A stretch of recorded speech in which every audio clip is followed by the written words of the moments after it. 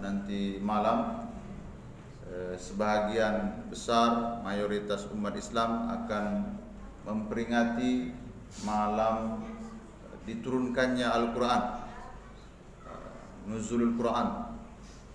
Berbeda pendapat jumhur ulama bahwa Al-Quran itu diturunkan pada tanggal 17 Ramadan. Baik, kita akan sampaikan kondisi Arab sebelum datang Nabi dan sebelum diturunkan kitab suci. Jadi posisi Arab itu di tengah, jadi apit dari timur dan barat. Di barat itu sudah ada kerajaan besar, begitu juga di timur. Nah, kalau di barat itu kerajaan terbesarnya yaitu Romawi, sudah punya kitab suci, Injil, bahkan juga punya kitab undang-undang. Agamanya agama Katolik. Nah, berarti ini sudah dianggap maju. Kenapa? Karena pendidikan sudah ada, pembangunan juga begitu pesat. Namun, kalaupun sudah ada diutus Nabi, sudah ada kitab suci dan sudah ada undang-undang, tapi masyarakatnya masih merasa tertindas. Kenapa tertindas? Karena kebiasaan raja-raja di situ, kalau mereka mengisi waktu kekosongan atau mereka mengadakan kegiatan-kegiatan yang melibatkan jamuan-jamuan, mengundang pembesar-pembesaran yang lain, tontonan yang asik mereka saksikan itu gladiator. Gladiator itu dimasukkan ke satu kandang, manusia sama manusia. Kalau bahasa kita budak. Budak, kenapa dia dipanggil budak? Karena harkat dan martabatnya lebih mahal seekor ayam. Kalau budak ini tidak ada sama sekali.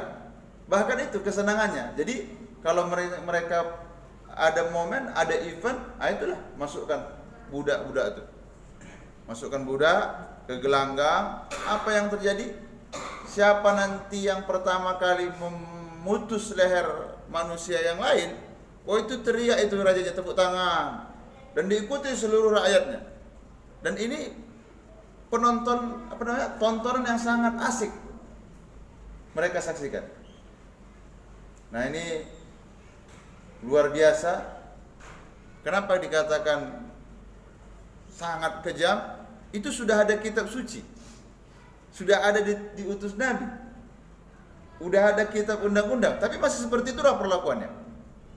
Ada satu kaisar yang sadis, nama kaisarnya Nero. Rupanya ada seorang budak ini yang mengajak budak yang lain untuk melakukan protes, berontak. Namanya Spartacus. Marah ini Nero. Apa yang dilakukannya? 600 orang yang diajaknya itu dikubur dia hidup-hidup. Dikubur hidup-hidup sebelum masuk istana kerajaan dia, malam hari. Itu dibakarnya itu.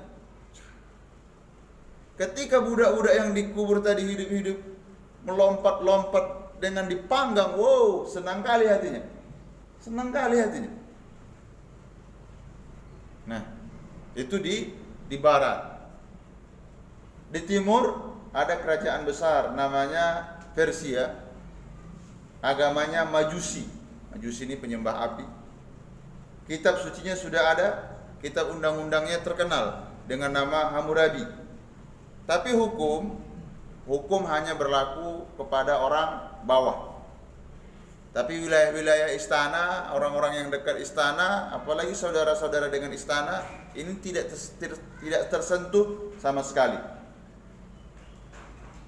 Nah, terus ada yang melakukan protes terhadap kerajaan, di antaranya itu Mazdak, membuat satu aliran yaitu Mazdakism, yang satu lagi yaitu Mani.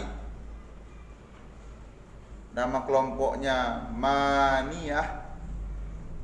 Nah, itu apa yang dilakukan Kaisar? Dibumi ratakan, dimatikan seluruh keturunannya. Kalau sekarang itu sudah masuk HAM itu. HAM. Jadi HAM itu kan pembunuhan massal terhadap satu masyarakat disebabkan beberapa rasis, disebabkan ketidakcocokan. Kalau sudah tidak senang, udah sapu habis. Bukan hanya orang itu, tapi seluruhnya. Bisa enggak kita sedikit membayangkan Barat dengan sistem Romawi yang sungguh sangat luar biasa, di timur ada Persia dengan kitab suci dan dengan agamanya, dengan kitab undang-undangnya, di tengah itulah bangsa Arab. Lebih parah dari mana? Lebih parah dari Romawi dan lebih parah dari Persia. Loh, kenapa bisa dikatakan seperti itu lebih parah? Al-Quran kitab suci tidak ada. Nabi belum ada diutus. Wah, makanya dikatakan dia sebelum Al-Quran itu diturunkan dan Nabi Muhammad sebagai Rasul diutus, itu mengalahkan yang dua ini.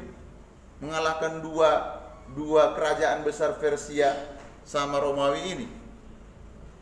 Sadisnya. Makanya belum seberapa. Kalau Romawi itu kejam, belum seberapa dengan Arab sebelum masuk Islam. Persia belum seberapa. Kenapa? Yang dua kerajaan ini udah ada kitab suci, udah ada kitab undang-undang, masih ada lagi kontrol. Kalau kafir Quraisy, siapa kontrol mereka? Nabi tak diutus, kitab suci tidak ada panutan. Yang jelas hukum rimba. Hukum rimba. Jadi ini di malam nuzul Quran, apa sih kelebihan daripada Al-Quran itu? Ayat yang pertama, Bismillahirrahmanirrahim. Alif Lam Mim Dzalikal kitabu la raiba fihi hudal lil muttaqin. Al-Quran itu tidak perlu diragukan. Boleh dikumpulkan seluruh profesor, seluruh doktor sampai saat ini. Ketika mereka mengarang satu buku, pasti di pengantarnya buku ini masih banyak kekurangan dan kelemahan. Kalau seandainya ditemukan kesalahan dan kesilapan, mohon dikasih tahu. Tapi Al-Quran di ayat pertama itu ditantang, jangan ragu. Al-Quran ini nggak benar gitu loh. Nah, tapi seperti itulah kadang. Ya mudah-mudahan ini hanya sekedar prolog, artinya nanti malam turunnya Al-Quran, siapkan Al-Qurannya, siapkan ilmu mengenai Al-Qurannya, kembali lagi berpeluk dan bermesraan minimal nanti malam, tapi janganlah nanti malam saja. Kalau bisa di malam-malam yang lainnya pun kita bermesraan. Bagaimana cara bermesraannya Pak Ustadz? Hidupkan Al-Quran itu dalam seluruh lini kehidupan kita. Mari kita tutup majelis yang mulia ini dengan ucapan hamdalah. Alhamdulillahirabbil alamin. Subhanakallahumma wa bihamdika asyhadu an la ilaha illa anta astaghfiruka wa atubu ilaik. Assalamualaikum warahmatullahi wabarakatuh.